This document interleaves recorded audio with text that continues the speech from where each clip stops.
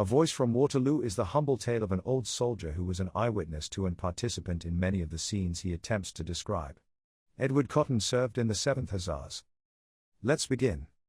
What were Napoleon's plans, and how sanguine were his expectations, will be placed beyond all doubt by the following letter, written to the Prince de la Moscowa, the renowned Ney, who had joined the army but the evening before, and by his proclamation addressed to the Belgians. To the Prince de la Moscowa. Charleroi, June 16, 1815. Cousin. I send you the present letter by my aide-de-camp, General Flahot. The Major General, Soult, must have already dispatched orders to you, but you will receive these sooner, because my officers are faster than his. You will receive the general order of the day, but I wish to write to you in detail, because it is of the very highest importance. I advance Marshal Grouchy with the 3rd and 4th Corps of Infantry upon Somboeuf, and my guard upon Fleurus, where I shall be in person before midday. If I find the enemy there, I shall attack him, and drive everything before me as far as Gembloux. There I shall decide, according to the events of the morning, what is to be done. My decision will be made, perhaps at 3 o'clock, perhaps in the evening. My intention is that the moment I have determined on my plan, you should be in readiness to march on Brussels. I will support you with the guard, which will be at Fleurus or at Somboeuf, and I should like to reach Brussels tomorrow morning. You should set forward this evening, if I can form my plan in time for you to hear from me today, and you should march 3 or 4 leagues before night, and be in Brussels at 7 tomorrow morning. You can dispose of your troops in the following manner: 1 division 2 leagues in advance of Quatre Bras, if there should be no obstacle, 6 divisions of infantry about Quatre Bras, and 1 division at Marbase, in order that I may have its assistance, should I want it, at Somboeuf, but this is not to delay your march. Count de Valmy's corps, which contains 3,000 cuirassiers of elite, at the intersection of the Roman Way with the Brussels road, in case I should need it. As soon as ever I have formed my plan, you will order this division to rejoin you. I should like to have with me the division of the Guard which is commanded by General Lefebvre Desnouettes, and I send you in exchange the 2 divisions of Count de Valmy's corps. But, according to my plans at this moment, I prefer posting Count de Valmy in such a manner as to have him within reach if I want him, and to avoid causing General Lefebvre Desnouettes any false marches, for it is probable that I shall resolve upon marching with the Guard this evening upon Brussels. Nevertheless, cover Lefebvre's division by the 2 divisions of cavalry belonging to Delon and Ray, in order to spare the Guard, for if there should be any hot work with the English, it is better that it should be with our line than the Guard. I have adopted as a general principle of this campaign, to divide my army into 2 wings, and a reserve. Your wing will consist of the 4 divisions of the 1st Corps, of the 4 divisions of the 2nd Corps, of 2 divisions of light cavalry, and the 2 divisions of Count de Valmy's corps. The number of these troops cannot be much less than 45 or 50,000 men. Marshal Grouchy will have nearly an equal number, and will command the right wing.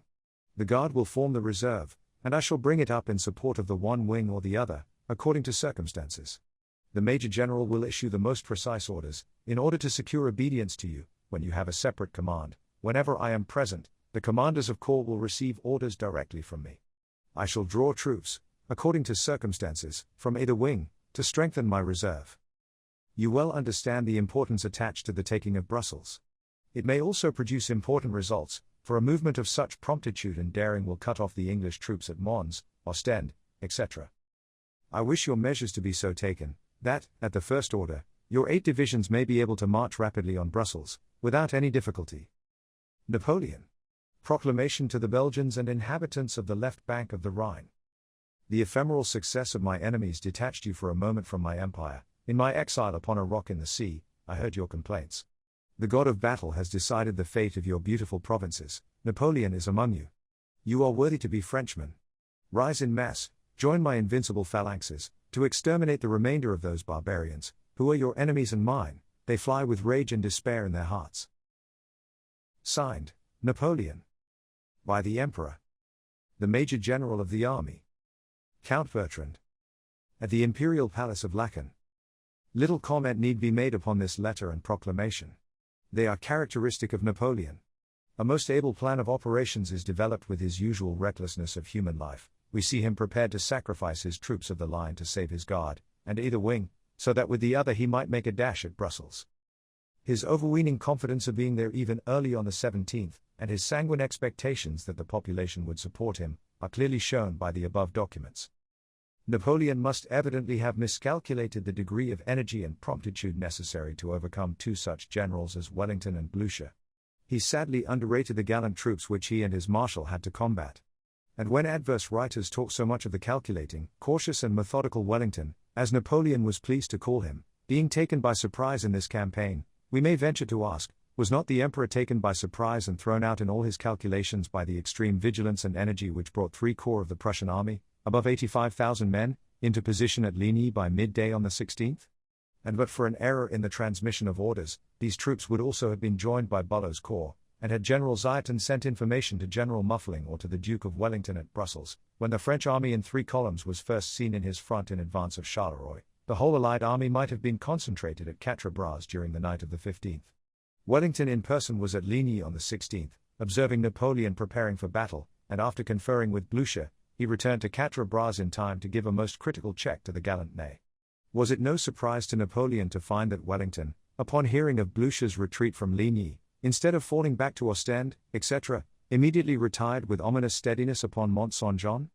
And there arrested the ambition of his opponent, who, instead of being at Brussels early on the 17th, as intimated to Ney, was compelled to open his eyes, on the morning of the 18th, to the fact that he was still above 12 miles from Brussels, and unable to advance a step nearer without fighting a desperate battle, and staking his empire on the result. He did fight, the stake was lost, and, by the next morning, he found himself again at Charleroi, whence he had dispatched his memorable letter to his cousin Ney but 2 days before. He must have felt an agony of surprise and something more, as he fled on for his very life, to escape from his enraged pursuers. M. de Vaulabelle indeed, in his campaign and Battle of Waterloo published at Paris in 1845, attributes the non-arrival of Napoleon at Brussels to his having calculated that the Prussians would not assemble in any great force until the 17th, and further on the author says, Napoleon's plans and arrangements were frustrated and his sanguine expectations disappointed, on finding a barrier of 95,000 Prussians assembled between him and the Belgian capital. The above author also informs us that a longer delay on the 16th, in executing his projected movements at Ligny, would have compromised his success on that day, and that on the 17th, fresh delays succeeded those of the 2 preceding ones. Ney's troops, although the marshal, it is pretended, received orders to renew the attack on Quatre Bras at break of day, were still in bivouac at 11 o'clock. We are given to understand by M. de Vaulabelle that similar delays occurred to different corps placed under the direct command of the Emperor and Marshal Grouchy. We are also told that the soldiers grumbled at this inaction of which they did not know the motives, questioned their officers, and interrogated their generals. In fact, to use the author's words, all energy and activity seemed to have taken refuge in their ranks. The inhabitants of Saint Amand also affirm that, on a group of generals passing through the village, the soldiers followed them with their cries, "We made our soup at break of day in order to be sooner at the ball, and we have been 4 hours doing nothing, why don't we fight?" There is something underhand. In face of all these discrepant statements, and upon calm reflection and close examination of the history of the Battle of Waterloo, Napoleon's disasters should not be attributed to the neglect or disobedience of his generals, but, under Providence, to the consummate bravery of the troops, and the skill of the generals opposed to him. Napoleon, when at St. Helena, admitted that the tactics of his army in the Waterloo campaign had their defects, but on no occasion, to my knowledge, did he admit that he himself had committed an error. He invariably endeavored to shift all blame, more especially the irretrievable failure at Waterloo, to other shoulders than his own, to those of his marshals. He accused Grouchy, the well-tried soldier in many a hard-fought field, and who was banished for his attachment to the imperial cause, of having, by neglect, delay and non-compliance with orders, occasioned his defeat at Waterloo, and Grouchy's alleged false movement is the basis of every argument advanced by those who yet maintain the military infallibility of their idolized emperor. One would imagine, from the tenor of Napoleon's order of the day on the 14th of June, soldiers, we have forced marches to make, battles to fight, dangers to encounter, that he would not have allowed the precious hours of the morning of the 16th to be frittered away in inactivity, or have left his troops until near 11 o'clock in the bivouac of the night before, chiefly where they crossed the Sambre, viz. At Charleroi, Châtelet, and Marchiennes, without making a movement to support his advanced troops at Franz and Fleurus. No doubt the French were fatigued and wanted rest, but, as the success of the campaign depended upon vigorously pressing forward, and making the most of the first advantages, there was no time for rest. Again, on the 17th, after the battles of Quatre Bras and Ligny, we find Napoleon lingering on the field of Ligny, visiting the wounded, and expressing his satisfaction at witnessing the gallantry of his troops. We find him discussing, with Gérard and Grouchy, subjects in no way connected with the campaign which should decree him emperor or exile. We find it to be near 1 o'clock p.m., 17th, before he put his own force in motion to join Ney in pursuit of us, or before he gave Grouchy his orders to pursue the Prussians. Early in the morning Pujol's cavalry and Tester's infantry divisions were detached towards Namur, in pursuit of the Prussians, and, strange to say, when, after capturing a Prussian battery on the Namur road, and sending it to the imperial headquarters, they found themselves completely baffled and at fault, they returned to their bivouac of the preceding night near Mazy, and lay there till next morning, the 18th. The Prussians, after their line had been broken about 9 o'clock on the 16th at Ligny, were allowed to retreat upon Wavre unmolested, nor did Grouchy, who was subsequently ordered by Napoleon to follow the Prussians and not to let them out of his sight, to complete their defeat by attacking them and prevent their effecting a junction with the Allies, know until the afternoon of the 17th by what route the main Prussian army had retreated. Grouchy's advance guard did not come up with the Prussian rear till 10:30 a.m. of the 18th, when 3 out of the 4 Prussian corps were already on their march to join us. Of this Grouchy knew nothing, so far from it, he believed he had the whole Prussian army before him. If it be objected to Grouchy that he did not act up to the letter or the spirit of his instructions, we affirm that it was impossible for him to do so, the delay in giving him his orders having enabled the Prussians to gain 14 hours' start of him. This fact the Marshal communicated to the Emperor, who replied that he, with the rest of his army, was about to follow the English and give them battle, should they take position in front of the forest of Soignies, directing Grouchy to communicate with him by the paved road of Quatre Bras, but not a word about the generals joining in his attack on the English. Napoleon followed us by the paved road to La Belle Alliance, Grouchy followed the Prussians by crossroads to Gembloux, about 6 miles, where he halted for the night, and wrote to Napoleon, receiving the following answer. Farm of Caillou, 10 o'clock a.m. June 18, 1815. I am directed, says the Adjutant General, Soult, by the Emperor, to acquaint you that he is going to attack the English who are in line of battle in front of Waterloo, near the forest of Soignies.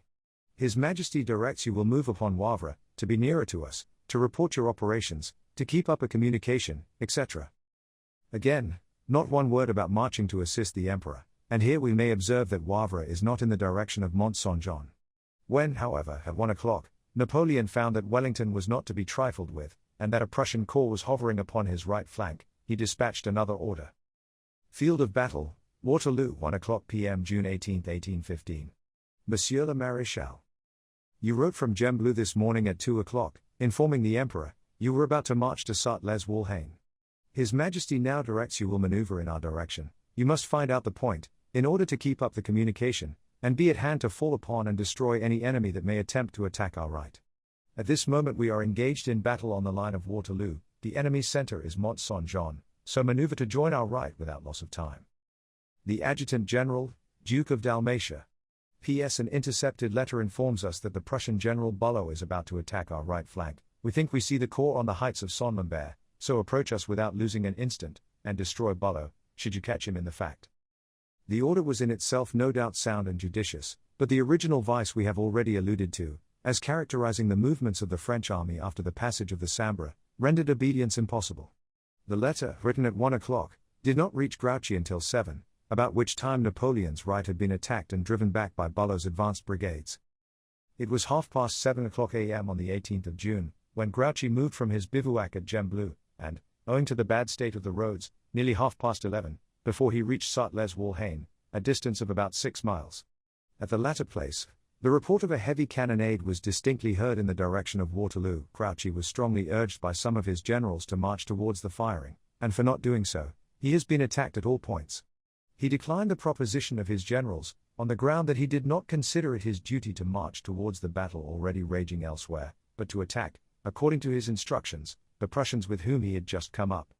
Grouchy has since declared that he did not consider it his duty to follow the advice of Gérard and the other generals, and that to have done so would have been acting contrary to his orders. To have detached a portion of his force towards the main French army would have separated his 2 corps by the Dyle River, whose waters were much swollen by the heavy rains, and whose banks were so swampy, that it would have been impossible for his divisions to have mutually supported each other. Consequently he continued his march upon Wavre.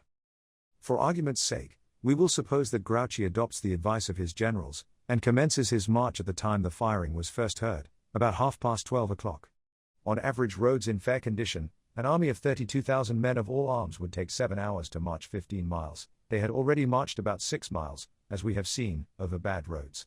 From Sartles-Walhain to Plancenoit, Napoleon's right, the distance is about 16 miles, and over bad roads. How could they have come up in time, and that, without taking into account the obstructions which they must have encountered from the Prussian corps who was scouring the whole of that part of the country? It was utterly impossible for Grouchy, after breaking up his bivouac at Gembloux so late as 7:30 on the morning of the 18th, to prevent the 3 Prussian corps, who well knew his movements, from forming a junction with us, or from attacking the French right. Had Grouchy left Gembloux at 2 o'clock am, and marched, unmolested by the Prussians, by St. Guibert and Moustier to Saint-Lambert, and taken position near the defiles of the Lerne and Saint-Lambert, he might have kept Bulow from attacking the French right, and Napoleon might, before 8 o'clock, about which time a brigade of Perches and part of a brigade of Ziethen's corps came up, have attacked Wellington with his whole remaining force.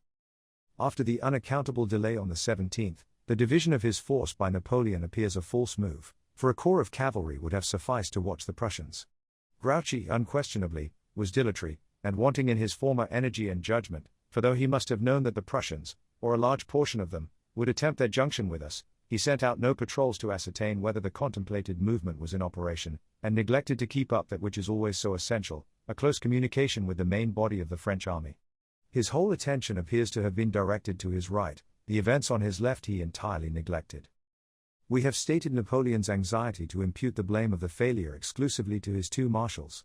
We have endeavored, in the fair and fearless spirit of military criticism, to examine how far such inculpation is borne out by facts in the case of Marshal Grouchy, and we now, in the same impartial manner, propose to analyze the accusation made against the gallant and daring Ney, the bravest of the brave.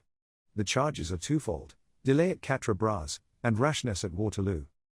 Ney, as we have seen, had been ordered by Napoleon, on the morning of the 16th, to seize Quatre Bras, to occupy Genappe if practicable, and to be ready to march on Brussels the same evening, 16th, or on the morning of the 17th at latest, as the seizure of the capital by a coup de main on the 17th was the Emperor's grand object.